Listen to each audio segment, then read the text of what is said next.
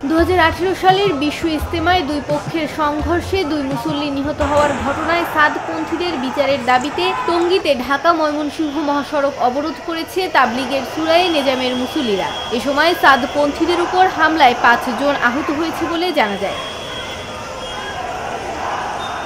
বৃহস্পতিবার বেলা 1:15টায় টঙ্গী স্টেশন রোডে মহাসড়ক অবরোধ করা হয়। প্রায় 1 ঘণ্টা পর প্রশাসনের অনুরোধে সড়ক থেকে অবরোধ তুলে নেন আন্দোলনকারীরা। সাদপন্থীদের মিডিয়া সমন্বয়ক মোহাম্মদ সাইম জানান, ইজতেমা ময়দান বুঝিয়ে নেয়ার বিষয়ে গাজীপুর জেলা প্রশাসকের সঙ্গে মতবিনিময় শেষে টঙ্গীতে ফেরার পথে টঙ্গীর স্টেশন রোডে জুবায়েরপন্থীরা গাড়ির উপর হামলা করে গাড়ি ভাঙচুর করে। এ সময় তাদের 5 জন আহত হন। তাদের মধ্যে 2 জনের অবস্থা আশঙ্কাজনক। এ বিষয়ে বক্তব্য নিতে জুবায়েরপন্থীদের মিডিয়া সমন্বয়কারী মোহাম্মদ হাবিবুল্লাহ রায়হানকে একাধিকবার কল করা হলেও তিনি তা রিসিভ করেননি।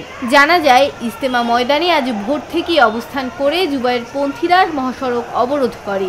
তারা টঙ্গী ইজতেমা ময়দানের 3 পাশের সড়কে অবস্থান নেয়। বেলা 1টার দিকে তারা স্টেশন রোডে ঢাকা ময়মনসিংহ মহাসড়ক অবরোধ করে।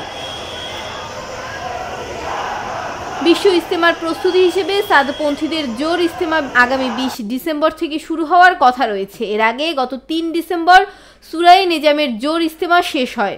তবে সাদপন্থীরা ময়দান না পাওয়ায় দুই পক্ষের মধ্যে উত্তেজনা দেখা দিয়েছে। সারাটা বছর মাঠ দখল করে রাখেন।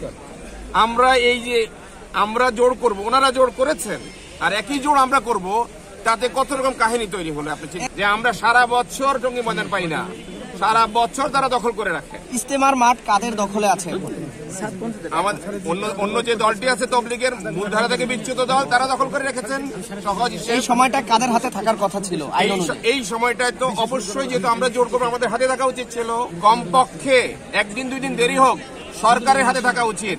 আমি কি আপনাদের মাধ্যমে সরকারকে বিনীত কোশ্চেন করতে পারি যে আপনাদের দখলে থাকা মাঠটা কি করে একটা গ্রুপ সারা বছর দখল করে রাখে? আপনাদের নজরে পড়ে না?